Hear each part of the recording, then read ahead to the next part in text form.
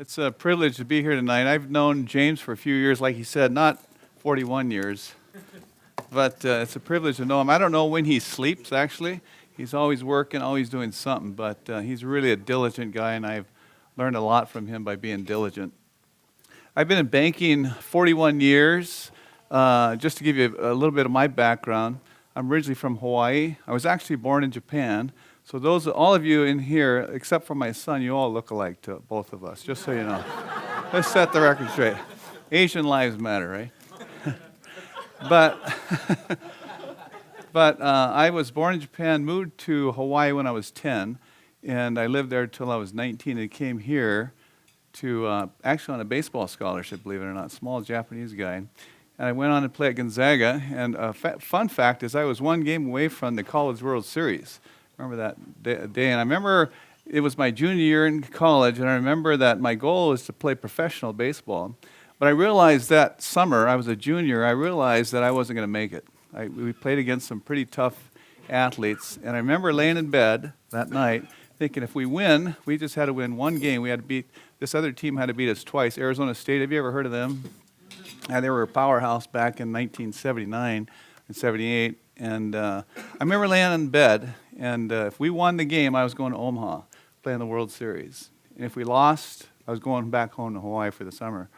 And I realized back then that my dream of being a professional baseball player was pretty much over as I saw the talent. And I remember I'd rather go home to Hawaii. I lost my passion for baseball at that moment. And I think that's what's key in all that we do. You need to have passion for what you do, whatever field it is. And so I've been in banking this 41 years, and I have passion for what I do. I want people to be successful in what they do, and I want to teach them what I've seen over the years and help them be successful. It's not all about me or the bank. It's about helping other people be successful. So I ask people this. How many of you own businesses, by the way, just so I have an idea? Okay, quite a few of you. How many of you are employees? Okay. I'm an employee, but I also get to work with business owners. So I get to see their perspective on life, on how they have to operate. And you know, a lot of people think business owners are loaded. But I tell them they're only loaded on Friday, right? The rest of the week, it is busy. They are loaded because they're drinking a lot on Friday because they're stressed from the week, not from financial success. So I always tell people, what is the greatest asset that we possess? Is it the cars we drive? Is it the home we live in? None of those things, is it? A good name is defined as a man or woman. I'm going to have to put my glasses on. I'm getting old. I didn't used to have to do this. Defined as a man or woman who consistently does what is morally and ethically right. So what is good character? The American College Dictionary states character is this, quote, the aggregate of qualities that distinguish one person from another. The stable and distinctive qualities built into an individual's life which determine his or her response regardless of circumstances. And when you're in business and an employee, you're going to have problems. I remember James, we helped him buy a business, and we ran into problems right away. There was integrity issues the prior owner was dealing with that we had to deal with. And to James' credit and his partner Patrick and Nathan, they stood tall. When they were tested, they did what was right. They didn't compromise what was right. So I appreciated that about James and Patrick and Nathan. They stood to do what's right, not cheat, not falsify information, but just do what's right. So you get tested and you have to prove yourself. So good character is the inward motivation to do what is right according to the highest standards of behavior in every situation. Good character transcends age, position, financial status, race, religion, education, sex, and personality. Good character springs from the heart. You know, if you're generous when you're poor, you'll be generous when you're rich. If you're tight when you're poor, you're probably going to be tight when you're rich. It is an attitude. It really is. I see that. I have a lot of successful people I deal with. Some are very generous. Some are always tight, and they never get over it. No matter how much money they have, they never get over it. So which one are you? Good character dictates right attitudes, words, and actions in difficult situations. The true test of character is our response to the pressure of difficult situations. So in our age, technology all advances, information increases, the world changes, but character does not change. Quote, ability without honor has no value. You know, in our country, we think if you have an education that you deserve more. You don't. It gives you a chance, an opportunity to succeed, but it doesn't give you, doesn't mean you deserve more than the other person. I had a guy who has a master's degree, worked for me, and for 3 months, and he said, Steve, when am I going to get my raise? And at the time, I was in banking 25 years, and I said, so-and-so, I've never asked for a raise. I just work hard. And I said, you know, that degree you have on that master's degree is not worth the paper's written on if you're not willing to work hard. In fact, the guy who doesn't have a degree and works hard is going to be your boss someday. So education, I think we have it overinflated in our country. It's not worth the paper's written on if you're not willing to work hard. So your greatest asset is a good name, no matter where you are. How do people view you? Do they see you as a man of integrity or woman of integrity? Can you be trusted to always do the right things? So the key character qualities for success are this. Number one, you have to have determination. And that is purposing to accomplish goals that have been given to me in the allotted time, regardless of the opposition. You know, we take things one step at a time. How do you eat an elephant? One bite at a time, don't we? You don't eat the whole thing. And that's how determination is. You know, a small guy like me in college, how much do you think is a lot of weight for a guy my size to lift? What would be a good guess? Bench press. 150, 300, higher. What else? You know, 365. That would be a lot. Yeah, but But did I do it overnight? No. It took years of training, small bit by small bite by small bite. But eventually, I was able to bench 365 pounds in college. Now, was that the wisest thing to do? No, it was the most stupid things I could do as a baseball player. It wasn't the smartest thing to do, but back then, I was a kamikaze baseball player. I would have been a great kamikaze pilot, by the way. If you could just tell me to go, I go. But so it takes determination to be successful in business, as an employee, no matter what. It takes determination. Lou Holtz, you know who Lou Holtz is? Who is Lou Holtz? Football coach, right? Notre Dame, South Carolina. He said this, people who understand the willingness to sacrifice place themselves among the rare breed of individuals who will do whatever is necessary to attain their goals. When a difficult task comes your way, accept the challenge joyfully. Once it is finished, plead for more. Every sacrifice you make builds character. People with average skills often obtain greatness because they are willing to pay a price for it. You might not be able to outthink or outspend your competition, but you can certainly outwork them. And that's what character is, and determination. Number two, you have to be flexible. You have to be willing. The willingness to change plans or ideas according to the direction of your authority. All of us who work for somebody, we are under authority, and we need to respect the position, not the person. I've had many bosses in my life, and not very many good ones. A lot of them are bad, but I have to respect the position that they hold. Even though I may not respect their morals, their integrity, I have to respect their position. So honoring your authority, and it starts at home. If you have children, teaching your children how to honor your parents. Because if you can't honor your parents who love you, how are you going to honor a boss who you don't respect or trust? It starts at home. So teach your kids to honor your parents. And Casey's been a great example. He's been a great son of mine. And I told him at a young age that, honor your mother and I. And if we're wrong, God will make it right, make it known to us if we're right or wrong. But honor us, and God will bless you because you honored us. So teach them to honor authority. The third thing is humility versus pride. There is no such thing as a self-made man or woman. Is that right? There's no such thing. Your parents take credit for it, your friends, your co-workers, your bosses. A lot of people make you successful. So humility is acknowledging that achievement results from the investment of others in my life, including God, parents, bosses, fellow employees, family, and friends. You're never self-made. And lastly, the fourth thing is, and most important, is to be a servant. It sums up everything. A servant is not a doormat. It's somebody who sees and meets others and your customers' practical needs, which frees them to accomplish their goals and invest time and energy in their success. You know, I went to a business outing once, and Kevin Parker, how many of you know Kevin Parker? He owns Dutch Brothers. A great guy. And he shared in his story that when he started Dutch Brothers, he was always so anxious and busy and stressed, and he'd get on his employees. And one day, he said this one young diva, he didn't particularly like her, said, "Kevin, why do you like our customers more than your employees?" And he just sloughed it off and said, "Just get the work. You know, we got business to do. We got to make money." And so it bothered him for the next couple of weeks, and he finally realized, you know, he did.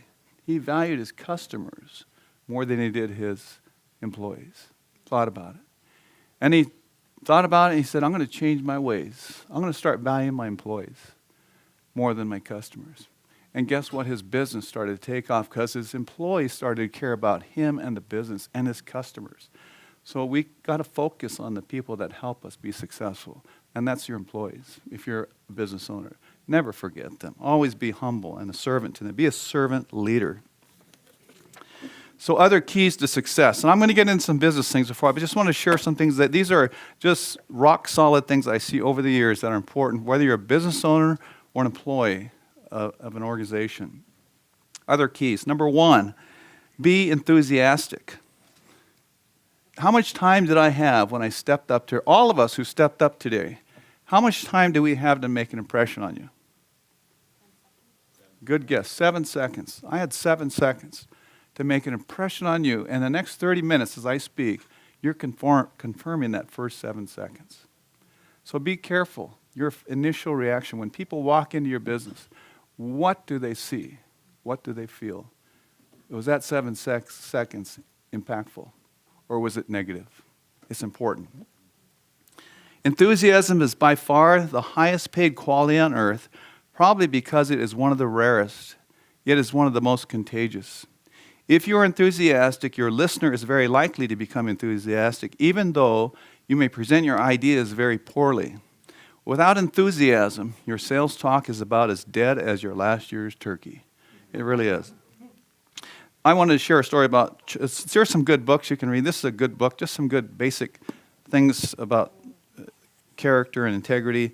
But back in 1921, when a person earning $50 a week was considered well off, that's 100 years ago, Charles Schwab picked Andrew Carnegie to become the first president of the newly formed United States Steel Company when Schwab was only 37 years old. He was 38 years old. So why did Andrew Carnegie pay $1 million a year, or more than $3,000 a day, to Schwab? You know how much that would be worth today, 100 years later? How much would that be worth? About 20-something million a year. And they asked Schwab, why did Carnegie choose you? And Schwab says this: he paid this large salary because his ability to deal with people. I asked him how he did it. Here is a secret set down in his own words, words that ought to be cast into eternal bronze and hung in every home and school, every shop and office in the land. Words that children ought to memorize instead of wasting their time memorizing Latin and all these other things. He said this, I quote, "I consider my ability to arouse enthusiasm among my people the greatest asset I possess." That's why Andrew Carnegie chose him. His ability to arouse enthusiasm amongst his people. And if you're a business owner, do you do that every day? Do you bring it every day? Do you look in the mirror, lights, camera, action every day? You got to bring it every day. Your employees are counting on you to be enthusiastic every day. I have to bring it every day. I have people who work under me, and I got to let them know how much I appreciate them, how much I'm ready to go today to face the day. They need to know that, and all of you need to do that. So enthusiasm is by far the highest quality. It's worth $20 million a year. Who knows? Okay, then the next thing is number two. And so number one, enthusiastic. Number two is deserve confidence. The real test is, do you believe it or not? Will the other person believe it? Do you believe it yourself? Do you believe that you're the best? If you aren't the best, work toward being the best. I didn't become a baseball player that almost one game away from the world because I didn't do my best. I strived to be the best. I had a goal to do something. But once I realized I wasn't there and that passion's gone, it was time for me to do something different. So if you don't have passion for what you do, find your passion and do it with all your heart. Have confidence. And then number 3 is courage. Boldness versus fearfulness. Confidence that what I say or do is true, right, and just. And secondly, to have confidence of others, an essential rule is to know your business and keep knowing your business. Your worst thing is complacency. I've been in this job 41 years, and I can become complacent. But I got to bring it every day. And I was listening to John Stockton once, and they asked him, how many of you know John Stockton? Remember, basketball player from... They asked him, after 20 years, did you ever feel like you arrived in the NBA? He said, never. He thought he was going to get cut every year. Isn't that incredible? 20-year career. Thought he was going to get cut every year. That's how I perform. Every year I got to perform. I got to go the second mile every day at the bank because they pay me to do a job, and I want to do it well. So I don't shoot for just what they tell me to do. I shoot for double of what they tell me to do. And every year, in the 25 years that I've been at this bank, I've been able to double almost every year what they've asked me to do because I'm shooting for it. I'm not just shooting for a lower target. I'm shooting for a higher one. Okay, number 4, look your best. Clothes don't make the man, but they do make 90% of what you see of him. Unless a man looks the part, people won't believe what he says is important. So in our society, we have lowered the standard so much, haven't we? Raise it in your company. Raise it. Don't lower it, raise it. And number 5, attitude. Your attitude is most important. Handling adversity is a part of life. Whenever you find yourself moaning about some difficulty, give your adversity a swift kick in the rear end. Drop the self-pity. Throw out the crutches. Trash the excuses.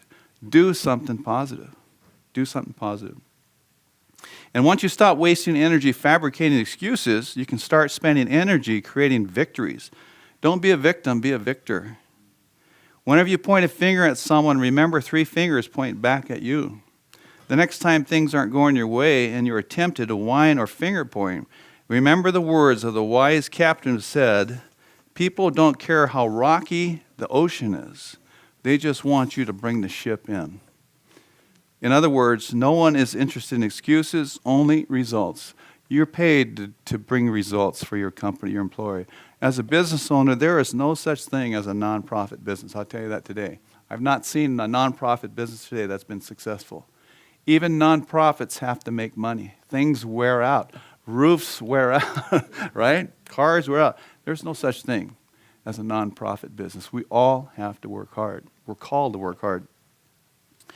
And then number 6, be grateful. Women are much better than men about being grateful. I want to say that right now.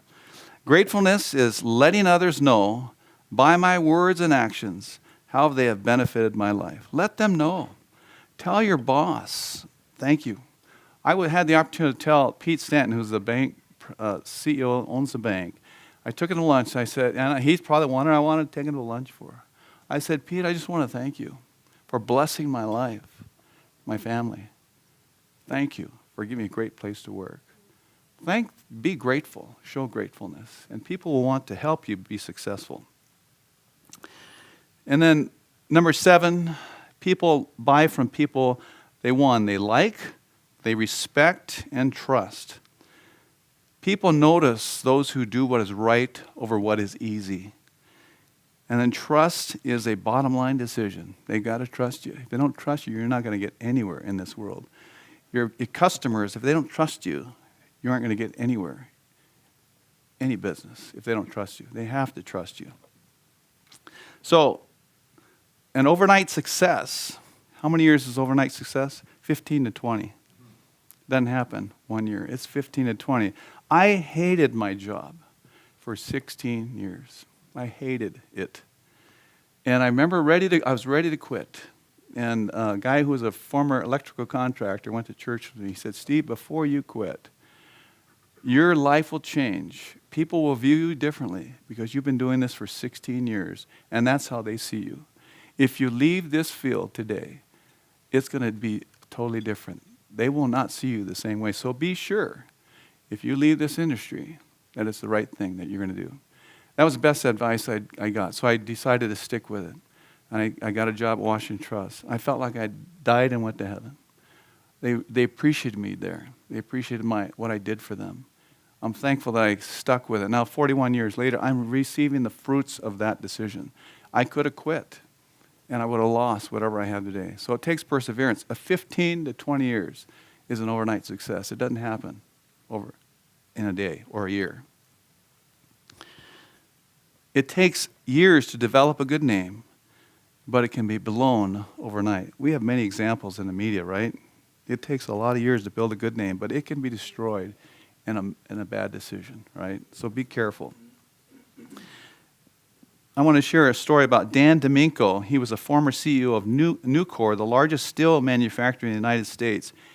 He spoke at Gonzaga when my son Mike was an engineering student there. And Dan said that he started at Nucor in 1982, became CEO in 2000, and chairman of the board in 2006. He served as Nucor's CEO longer than anyone since the company founder, Ken Iverson. Under Dan's leadership, Nucor delivered dramatic growth in profits and shareholder results. Nucor completed over 50 acquisitions for a total investment of $6.5 billion, a growth of 720%, which is 4 times greater than the total return of the S&P Steel Group Index. He was asked, what are the common pitfalls that men and women fall into? His answer, quote, a lack of patience. They think it needs to happen now, and if it doesn't, they just give up. He said that men and women who have patience is a rare commodity. There aren't a lot of them. So be patient, work hard, and things will work out. And then I always share this story about the Chinese bamboo tree. The only thing I don't like about the story is that it's Chinese. I'm Japanese. They're a lot smarter than us, apparently.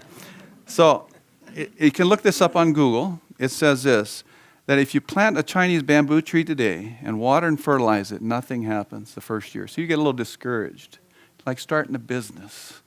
Then second year, you water and fertilize, nothing happens. Third year, nothing happens. Fourth year, nothing happens. Fifth year, finally, it pops out of the ground. And in the next 6 weeks, it grows 80 to 90 feet. Because there is a 1,000,000-mile root system underground all those years of development. And that's how our careers are and our businesses are. It takes years to develop that root system. And then once it's developed, it starts popping on the ground and blossoming real fast. It took me 20 years in my business to really have that root system. And then the last 20, it has been wonderful because you build that root system on good character, a good name, and doing things right, never compromising what's right. I had a challenge once when I was a young banker. It cost me money to keep a good name. I had a dentist who I loaned him $250,000. And I was going to take a lien on his house so he could deduct the interest back then. And he said, Steve, I don't need that because I'm going to sell this thing in about 30 days, so don't even worry, it's not going to be worth it. So I said, fine. So I left the bank and started working at Washington Trust. He called me and said, Steve, you remember that loan you made me for $250,000? I said, yeah, I remember that. He said, well, you should have taken a lien on my house because now the IRS says I owe them money. And I said, I know we talked about that, and I know I told you we should, but you said it was going to not take too much time to sell your house, so I didn't. And so then I said, I can't. He said, well, would you write a letter to the IRS and let them know you made a mistake? I said, so-and-so, I can't do that. I know we talked about it, and that's not what I said. And so a week later, he called me again, and he said, Steve, forget it. The IRS, they're not going to accept it anyway, but would you write a letter to your former employer, the other bank you worked for, and tell them that you made a mistake? So I asked him, what is this costing you? And he had a lot of money. It was $5,000. And back then it was a lot. You know, I was a poor banker back then. Still a poor banker, by the way. And so I went home and told my wife, Laura, I said, Laura, is my name worth $5,000? And she says, yeah, why? Because I said, this dentist thinks I said something that I'm not honoring my word. And she said, pay him. So I did. I gave him $5,000. I said, my name is worth $5,000. And I've never looked back on that. I had another customer who banked at another bank, and he said, Steve, I'm frustrated with my bank because they won't give me immediate credit on my deposit. He deposits hundreds of thousands of dollars. I said, so-and-so, I'll give you credit. I trust you. I know who you are. So things went along well for 7 years. Nothing happened. Finally, in 7th year, he was on the overdraft for $24,000. And I said, so-and-so, you're on the overdraft. He said, well, that's impossible. You told me you're giving me immediate credit. I said, I gave you immediate credit so you can spend your money, but you got to deposit a good check. So apparently the guy who gave him the check, it bounced. So it went back. And he was upset with me because he said, I thought you said you give me immediate credit. I said, I did. But you got to deposit a good check. So then he said, well, we got a problem. So I went home and talked to my wife. I said, Laura, is my name worth $24,000? And she said, and the kids were saying, Dad, we need a new car. And she said, yeah, it is. Pay him. So I went back and told so-and-so, I'm going to pay you. If you think that was my word, I'm going to pay you. And he said, okay, Steve, I appreciate that.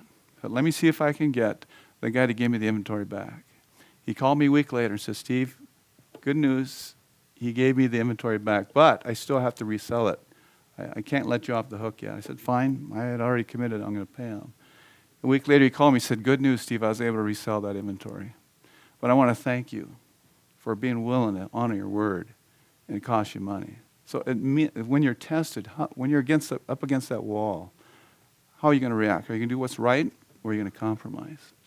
And you don't know until you're tested, right? You just don't know until you're tested. So I want to compliment James and Nathan and Patrick. They did what's right. It was a lot of money we were talking about, and they did what's right. And now they have been blessed because of that. So do what's right. That's the most important thing. So build your character or business on an ethical foundation with stones of honesty, character, integrity, faith, love, and loyalty. When you're honest and ethical, live with integrity, your rewards are guaranteed. They may not happen as quickly as you would like, but just like putting money in the bank, guarantees a return. Demonstrating the qualities of honesty, integrity, and ethical behavior will guarantee a positive return in your career or business. Always do what's right. Okay, I'm going to shift gears a little bit. Anybody have any questions on that before I shift gears? Do what's right. I know a lot of you guys are here because you want to do what's right, and I want to encourage you to do it. I want to be a voice for you. Do what's right, and it'll pay off in the long run. It may not happen fast, but in the long run, people will recognize who you are. You are a woman or a man of honor and integrity, and they're going to do business with you. Okay, so I'm going to switch gears a little bit. I'm going to shift to. I showed this to some of you. Who was at the breakfast meeting with me the other day? Several. So I'm going to go over a little bit of that. So I apologize, but I think it was important for business owners to get a glimpse of what is important when you have a business, of things that are critical that we see as a bank, and that you ought to know as a business owner that are important. So those of you who were there, maybe you can chip in, and you probably are experts now, right? It was very I'm excited to see it. Okay. So, one of the things I developed about 20 years ago, I went to a seminar back in '89, and I thought, if I could just develop a spreadsheet that I could speak English to people. I'm Japanese, it's hard for them to understand me anyway, but if I could come up with a business model that could help people understand what I'm trying to tell them. So this came up about I developed this in year 2, Y2K, you remember that? I had nothing to do at the bank, I was just twiddling my thumbs, and I ended up starting this program, and never started. I worked on it for a year, and I would show it to a customer, and they said, Steve, that's great, but if you could do this, it'd be even better. So I kept doing that, and doing that, and doing that, and over time, they said there wasn't anything else that needed to do. So it took 20 years, it took a year to develop. I'm having problems here. Did I lock it? I may have forgotten my password.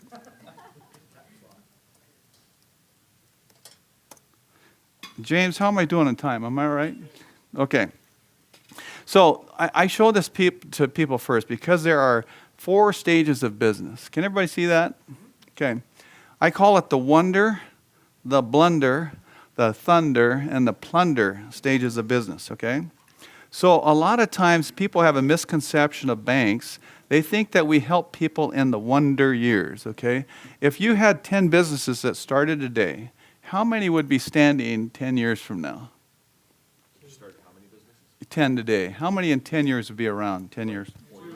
Maybe one. Maybe, right? Maybe one. So good luck.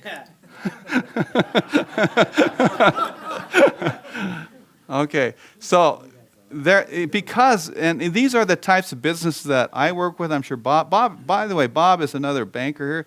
He's a great guy. Work with him as well. He'll do what's right for you.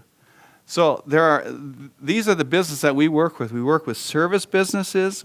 We work with retail businesses, wholesale, manufacturing, contractor. Now, those of you who were with me in the morning, you can't answer this question. If you look at those 5 different sectors of business, which one can go out of business the fastest? Okay, who says service? Okay, good. What other guess? Retail, good guess. Today with Amazon, that's a critical one, absolutely. What else? That can go out of business the fastest. Contractors. How many of you are in construction business? Okay, good luck, because you can go out of business the fastest. Why? Because one job can take a company down, right? If they underbid it, if the labor, you have many cost overruns, it could take a business under. I had a contractor who had 2 jobs with one school district in Seattle, and he screwed up on one of the schools, and they wouldn't pay him on the other, and he was done. He had a lot of money in the bank, but it went away because he couldn't get paid. He couldn't collect his receivable, and they wouldn't pay him. So that company went out just like that.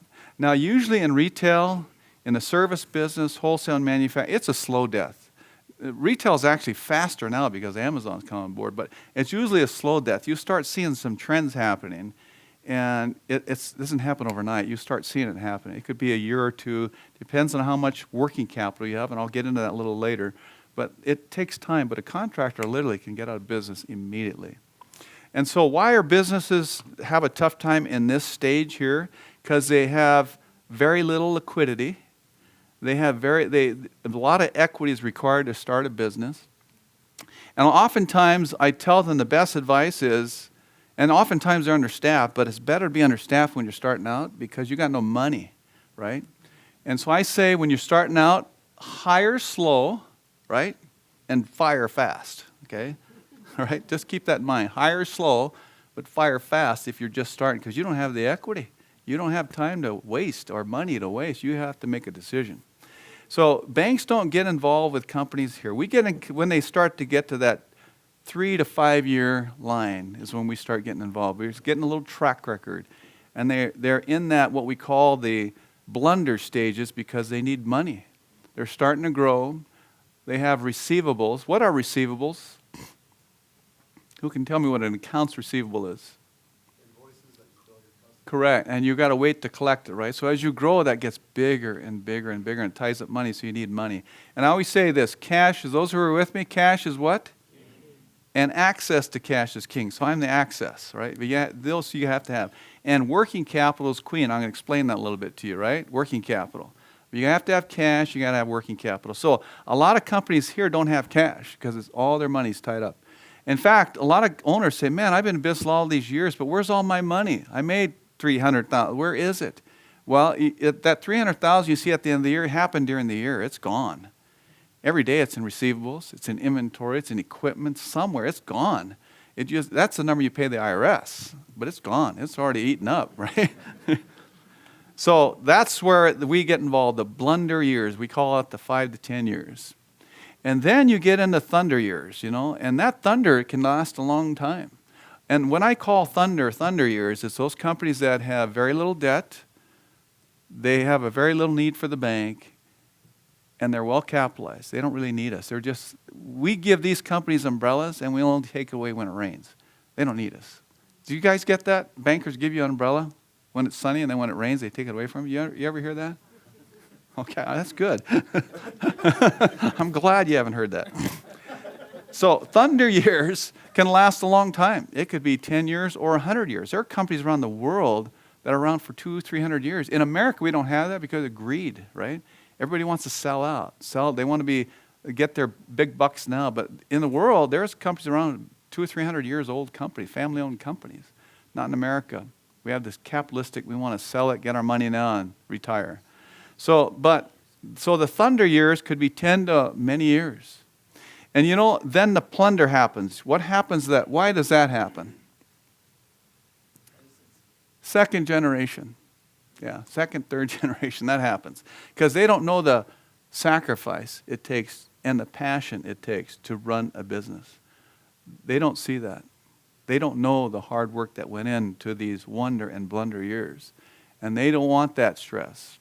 So they start plundering.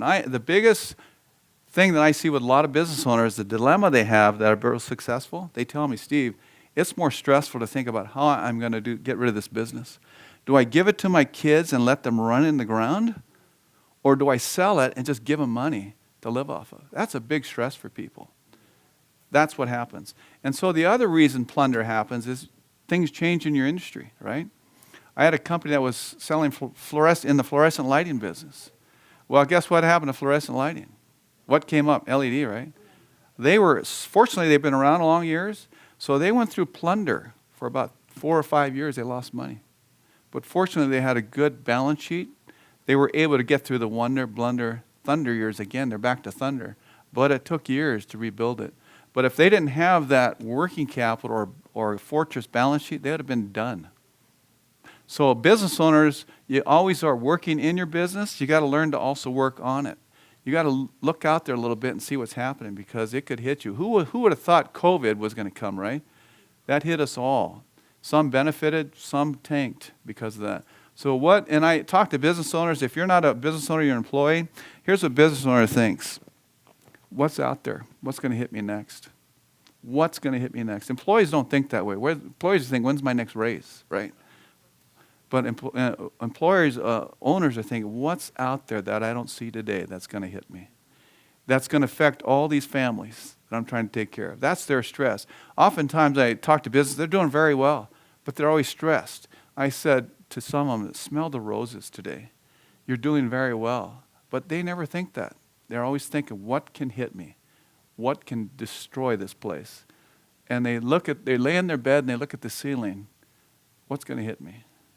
So if you're a successful business, smell the rose a little bit, all right?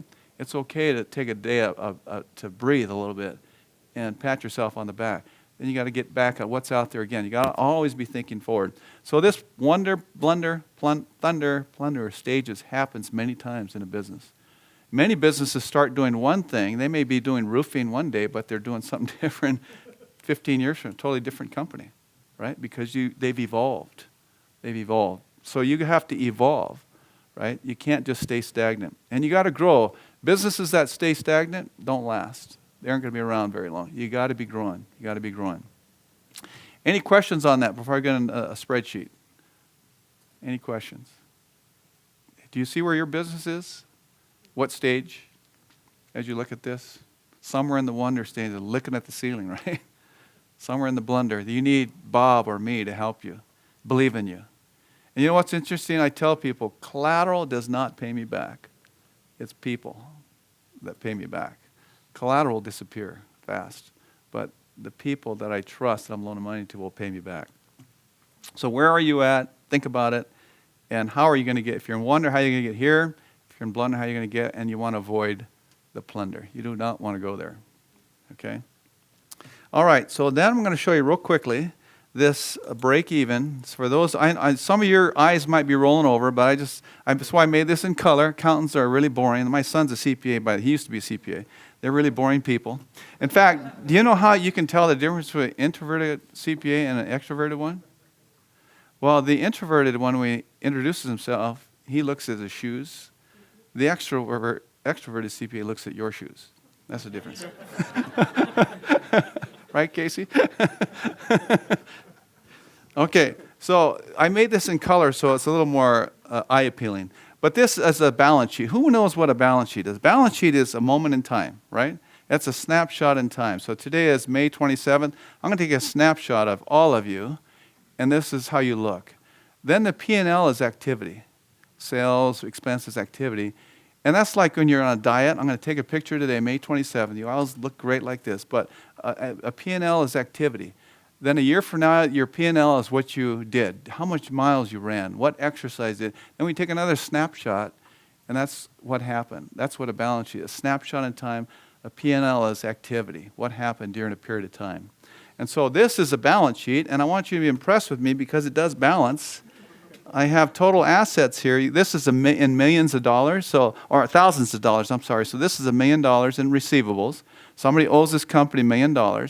They have $4 million in inventory.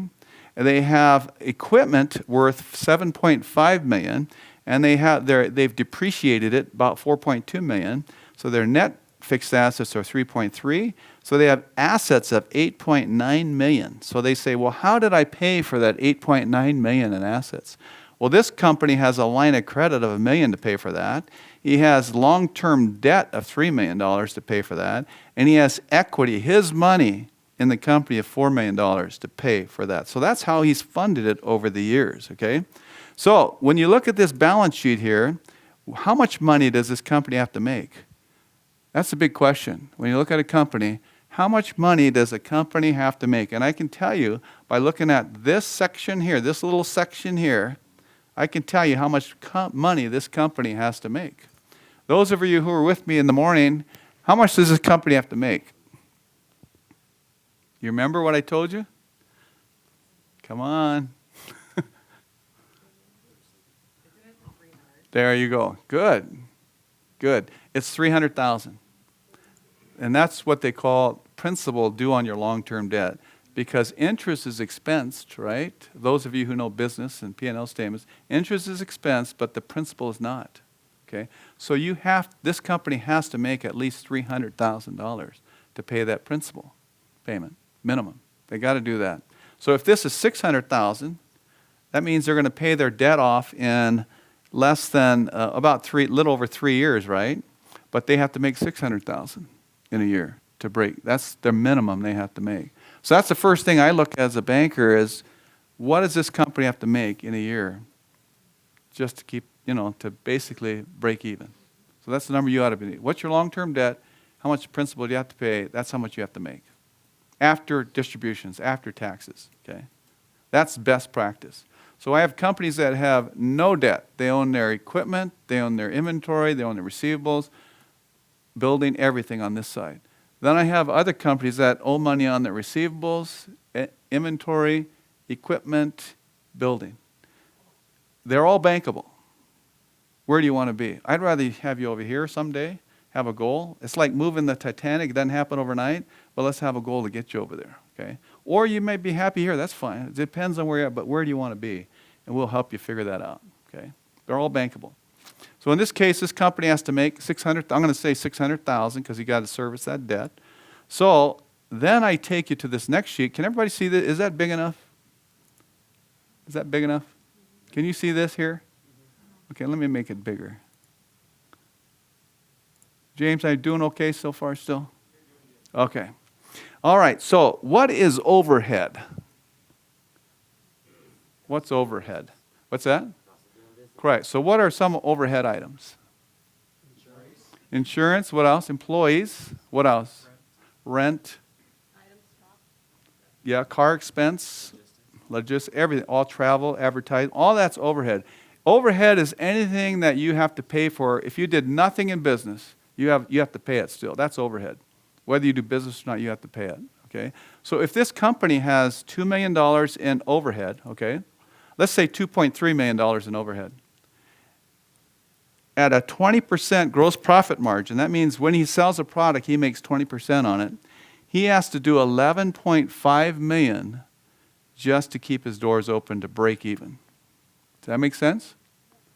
This company at 2.3, at 35%, has to do $6.5 million in volume just to break even at zero, just to keep their doors open. All right. So how much do you think a general contractor makes? 5 to 7%. So let's be generous. Let's say he makes 7. So they have to do 32 million, 33 million in volume to break even at zero to be the same as this company here. Isn't that incredible? So margin, for those of you who are business owners and employees, margin matters. So when I worked for my uncle during the summer, he was a construction company. I worked for prevailing wage because we did union jobs, but I wasn't a union worker. So the union workers would tell me, slow down. When they tell me to slow down, what happens to my profit? Goes down, right? That gross profit margin goes down because they're telling me to slow down. They tell me that because they think if I slow down, they're going to have work all the time. But if they have the mentality the company's not going to make any money, they will not have any work over time. It's getting people to understand that margin matters. If you have to redo work, it affects your margin. If you have to return inventory is bad, you have to return it, there goes your margin. So margin matters. People need to understand that. And employees need to understand that. So you remember Pay and Save? Do you remember that store, Pay and Save? How many of you remember that? That's a long time ago. I worked for Pay and Save when I was in college. And they asked us to take inventory every year, so I would. And I just guessed. That's why they're bankrupt today, probably. They would make me count the inventory. Fish hooks, you ever try to count the fish hooks and all this?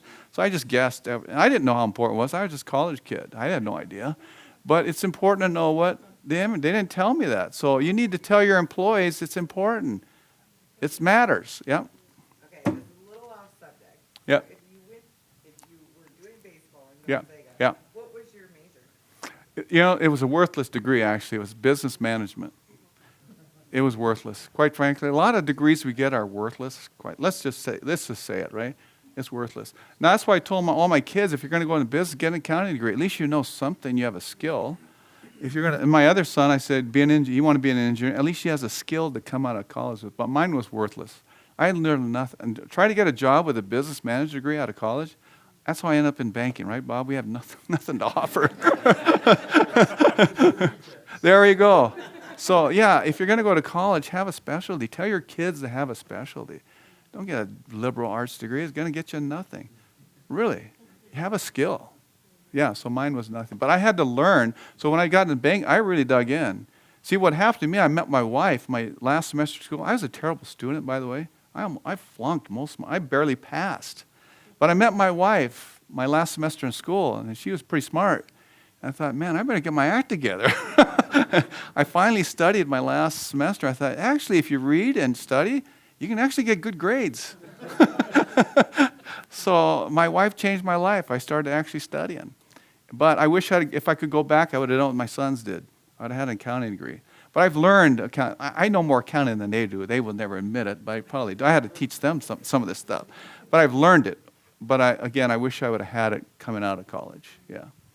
So it's important to know knowledge is power. And when you understand the cause and effect of your P&L statement and the impact it has on your balance sheet, and vice versa, how you manage your balance sheet impacts your P&L statement, you're going to be successful. So I call it whack-the-mole. If you do something on your P&L statement, it's going to affect your balance sheet somewhere. If you do something wrong on the balance sheet, it's going to pop up on the P&L statement. It's always something. Something's going to happen.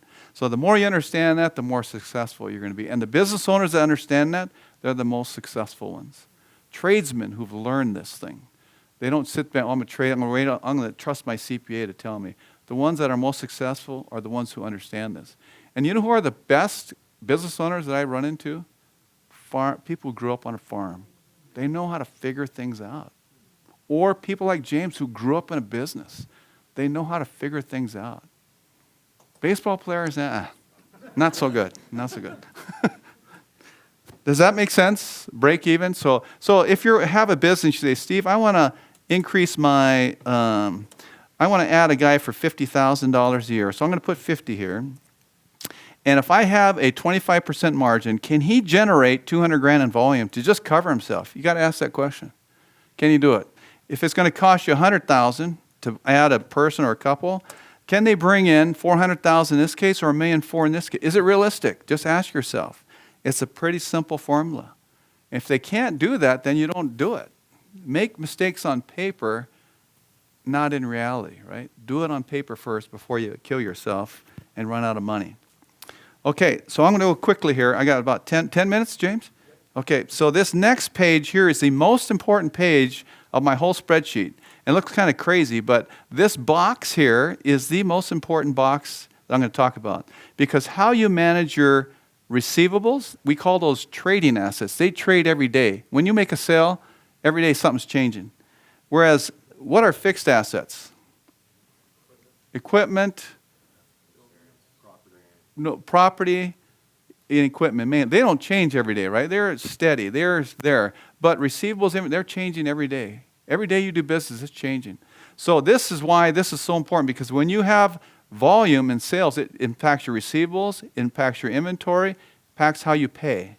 So if you collect if you're a nice guy and you say, I'm going to collect every 90 days, okay, I'm going to collect every 90 days, be Mr. Nice Guy, and I do $20 million in volume, you're going to end the year with about $4.9 million in money that people owe you.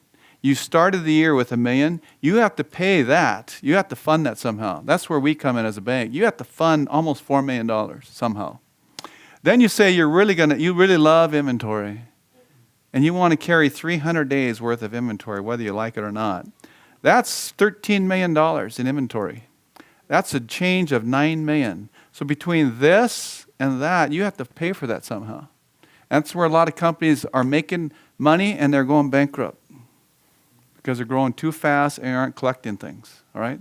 You can go bankrupt making money, believe it or not. I've seen it happen. And then you say, well, I can stretch my payables out to 45 days at the most. So in this case, this guy really likes to grow. And he says, I want to grow my company to 50 million. Now look at that.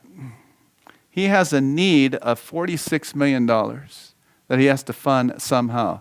Now he comes to the bank and says, Steve, will you fund that for me? What's my answer going to be? No way, Jose, probably, right? But because he's over leveraged, look at this. Leverage is for every dollar in liability, how much equity does he have? In this case, if I loaned him that much money, he would have had $4 in liabilities to every dollar in equity.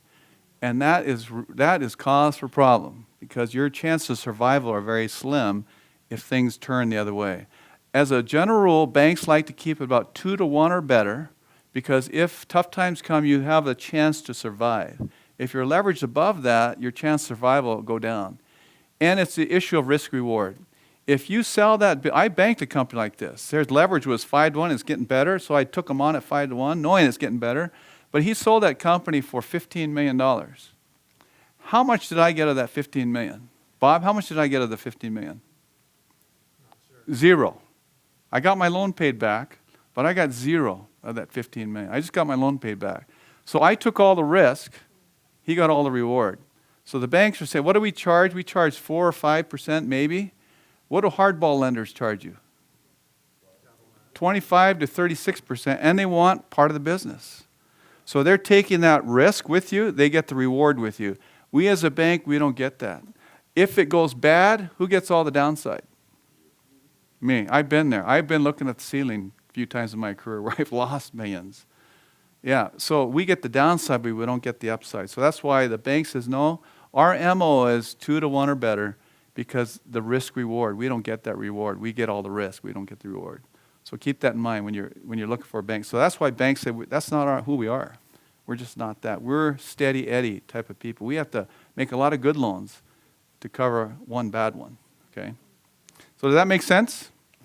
So in this case, this company is going to grow themselves into oblivion because they aren't, and he says, really, I'm Mr. Nice Guy. I'm going to actually go 120 days because I really like people. Now it's going to cost them $50 million, right? So at 4% interest rate, right? Let's look at the cause and effect of this, okay? So this equals $50 million. He has to borrow somehow times 4% in a year. So that is is that $2 million? I don't have the percent. So he has to pay $2 million in interest during the year. So what is that? What's interest? Overhead, right? So now, because he's inefficient, he has to, that $2 million in interest, he has to generate another $8 million in this case and $28 million to cover that interest. Does that make sense? So if you don't manage that balance sheet good, you're going to have to pay a lot of interest, which is overhead. It just snowballs on you. So it's important to know, manage your balance sheet and know what your expenses are and what it takes to recover. Anybody have questions on that? P&L is is activity. Balance sheet is snapshot in time. Cash is, working capital is queen. You got to have it. And working capital is the difference between current assets and current liabilities. You want to build that spread all the time. Build it as high as you can get it. Okay. Last things I want to share, just some practical things that I think are good things just to keep in mind. There's time for debt. There's time to get out of debt, right? So purpose to stay out of debt and do good. Good means G-O-O-D, get out of debt, right? Someday, get out of debt. Don't always be in debt. Have a goal to get out, do good in your life, okay? Number two, do not co-sign for people. If you're not a partner in business, don't co-sign for somebody else. Never do that. That's the craziest thing to do. It seems like the nicest thing to do, but it's the craziest thing to do. Because the guy you co-sign for can run off and you're stuck with a debt. Never co-sign. If you want to help somebody, if it's a need, give them the money. But don't borrow the money. Don't co-sign for it. That's a crazy thing to do. Number 3, don't be lazy. That's pretty easy, right? Number 4, be content. Okay? Keep essentials to a minimum. Withstand the allure of greed. Man, commercials on TV, that's what they're trying to do. They're trying to get you to be dissatisfied. So guard against that. And then I tell people, invest, once your debt's paid off, you can invest a lot more money, right, if your debt's paid off. So you may be in debt today, but have a goal to someday get out of debt and be debt-free. So you're the only one you're accountable to. Be an energy giver. What's an energy giver? Somebody who brings energy to a room. You know who energy takers are? Those who, when they walk in the room, they just suck all the air out, right? That's an energy taker. Be an energy giver. And then key to financial success is spend less than you earn over a long period of time. That's pretty simple. Don't increase your lifestyle just because you get a raise. Don't let your personal lifestyle drive your business. I see so many people live so high that they have to drive, that drives their business. It should be the opposite. The business success drives your personal lifestyle, not the opposite. Be careful of that. And then stay away from get-rich-quick schemes. What did I say it takes, how many years to be an overnight success? 15 to 20 years, right, to be an overnight success. And then how much is enough? How much is enough? Just a little bit more, right? How much is enough? So I'm going to leave you with this. Money will do this. It'll buy you a house, not a home. It'll buy you a bed, but not a good night's sleep. It'll buy you pleasure, but not happiness. I see a lot of people with a lot of money. That doesn't bring happiness. Success is your family. I see a lot of business owners work so hard to provide for their family, and they work so hard they destroy their family. The very thing they're trying to do, they destroy what they originally started out to do. Keep that in mind. Success is not how much money you accumulate. Dwayne Hagedorn just passed away, right? They asked the CPA how much he left. You know what he said? I'm just joking. He left it all, right? He left it all. We're going to leave it all. Have an eternal perspective, not just here. That's all I got. I appreciate your time. Any questions on banking? Anything? Loans? Be glad to answer. What do you know about Cal State Fullerton? Cal State Fullerton? I don't know about them. Baseball back in the day? Oh, yeah, they were good. Yeah, but back in the day, Arizona State was really good. They were USC and Arizona State. They were tough. Yeah, in my day. I'm an old guy. Yeah. Any questions? Yep. How do you work up to bench so much? Every day. You know, I was a fanatic. I used to bench press 2 hours, 3 times a week to get there. Yeah, it was crazy. Nuts. Yeah. Now I have problems. I can't lift anything. My shoulder kills me. It's one of those things, yeah. I can't do it now. What's that? That's right. You know, I had a built-in lawn care for 20 years. Now I actually have to cut my own grass, which is bad.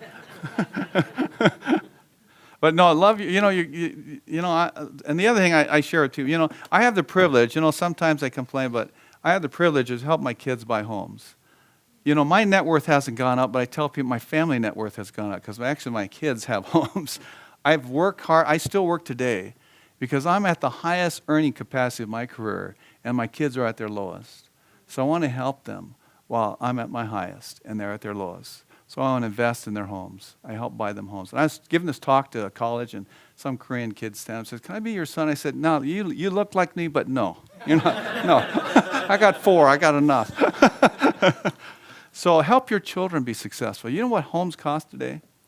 So live with less. You know, my grandfather came here in the early 1900s. He was a first generation Japanese to come.